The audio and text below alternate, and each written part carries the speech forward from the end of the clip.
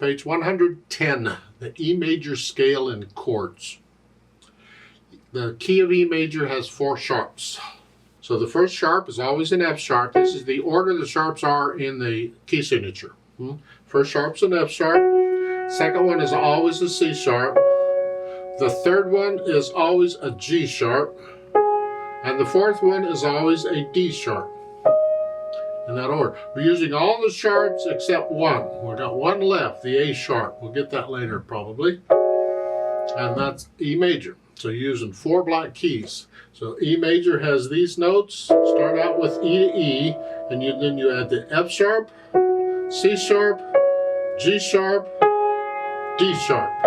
So you got these notes for the key of E major.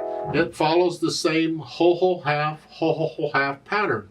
So here's a whole, half, whole,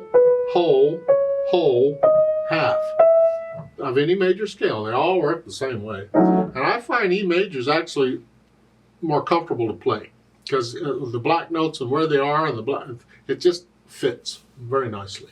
In a 5-finger position, it's all you need is the A sharp and you'd have it, where the thumb and the little finger are playing white keys and the other playing all black keys. But this is close. We got this part, and it just fits nice.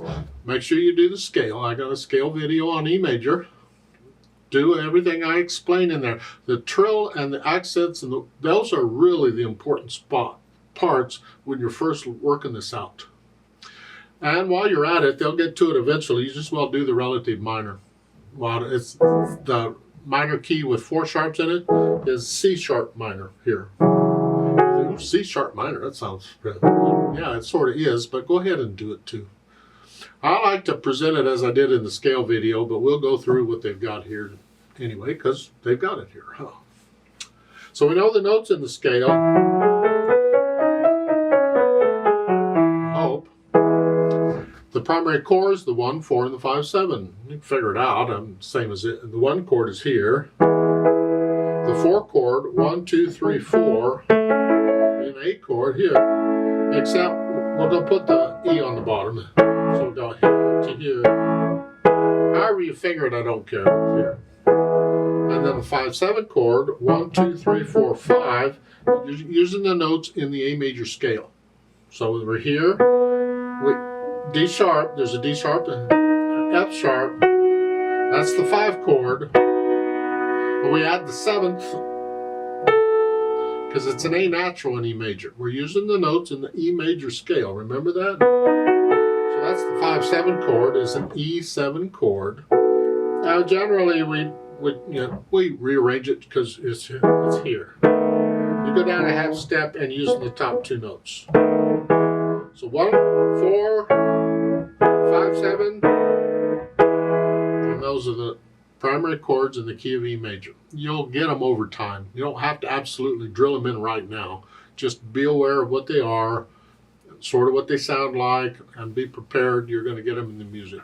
At the bottom half of that, they give you the notes for the scale. I don't like using notes with scales. I want to focus on what the fingers are doing and the keys, and which are white and black keys and so forth. You can do that if you want, and they also give you the notes for the primary chords.